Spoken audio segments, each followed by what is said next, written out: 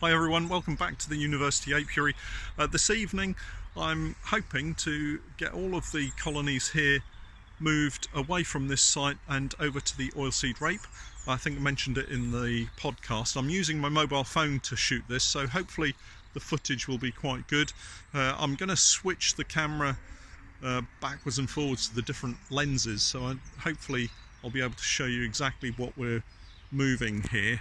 And really it's just a case of blocking up the entrances and then strapping them up, getting them on the back of the pickup and then taking them over to the field.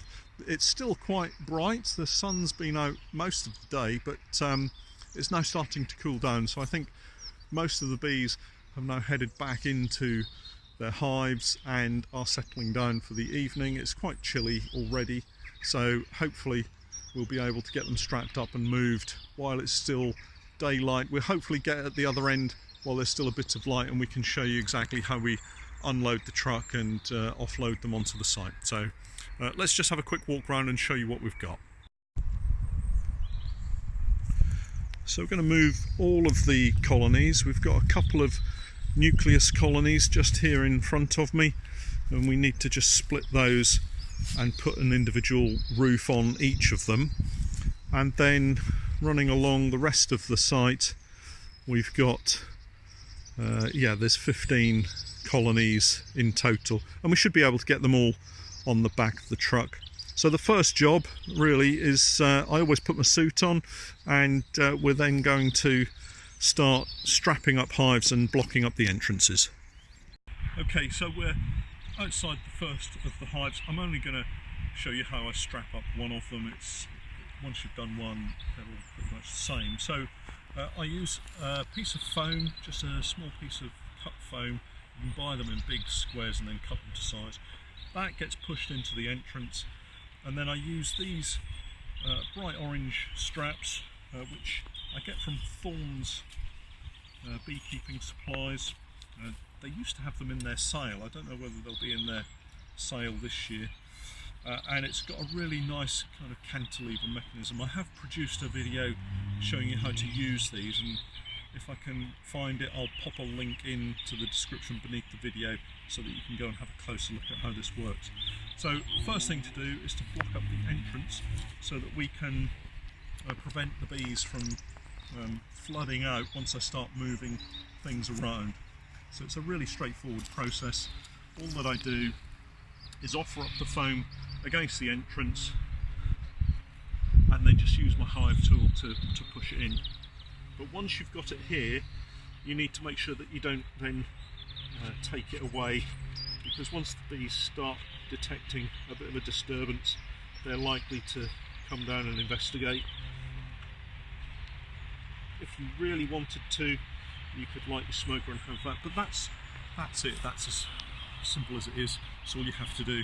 And now we know that we've got the bees secure inside. Once it's on the back of the truck, that's not going to blow out. You just have to be careful that you don't accidentally kind of catch it with your hand or your hive tool when you're on the back of the truck. But touch wood, so far that's never happened. So the next task is to just put the strap on. I'll just show you how I do that. And it's very simple. So the strap works in a particular way. So I just lift the back of the hive. You need to make sure you've got enough for the strap to come up and onto the top of the hive. And then the only other thing to remember is to try and get it central. So we'll just lift up the back and then feed it in at this side. And then I'll bring it round the other side. Again, lift up the back of the hive and just ease it across into the middle. You will find that there's a lot of instructions saying use two. Now if you use two straps, they need to be parallel and not cross as if you're wrapping up a present. So if you use two straps, put them diagonally, parallel is the word I was looking for, parallel across the top of the hive, and strap them down that way. I've only ever used one strap. we've never had a problem, touch wood, and it means that we can just use lots of these straps across more hives. So the next task is to just bring this up and to secure it in place. If you happen to get it so that you've got too much, so in this instance you can see there's too much, this needs to be somewhere centrally. The easiest thing to do is to just lift the back of the hive and then just gently pull until you get it in the position that you want it. And there's about the right position. And then the trick with this is that you just have to loop it through and then gradually shorten the orange webbing until it's in a position where it tightens down and holds everything securely. And it needs to be tight so that things don't slide around. So you need to use a fair amount of pressure to push down. So that's as tight as I need it to be, and you can then move the tag end away. And then if I can do this so that you can see, the next task is to just lift one edge so that the blue steel buckle goes beneath the orange webbing, and then you pull it across until it appears on the other side, push down on this side and then slide it underneath, and that holds it nice and securely. Okay, so we've spent about 35 minutes just strapping everything up. You can see the bright orange straps on everything. Everything's nice and secure. All of the hives that we're taking away from here. I'm actually leaving 2 colonies, the chronic bee paralysis suspect nuke, and I've also just discovered another colony that's got quite a number of dead bees out the front of the entrance and on the floor. So I'm not sure why that's happened, but we're going to leave those as well, just in case there's a problem. So there's now, I think, 14 colonies that we're going to load up and move away. So we've managed to get everything on. We've now got 14 colonies. There's 12 full-size hives, some that are doubled up, and 2 nukes. And you can see that we've double strapped the colonies over the top. So I single strap the boxes, but then double strap them to the truck. We have got to go across some farm tracks. It's going to get a little bit bouncy, so this will hold them nice and steady all the way there. So we'll catch up when we get to the other end. So we've arrived at the apiary site. It's obviously now quite dark, so we're going to unload all of the hives.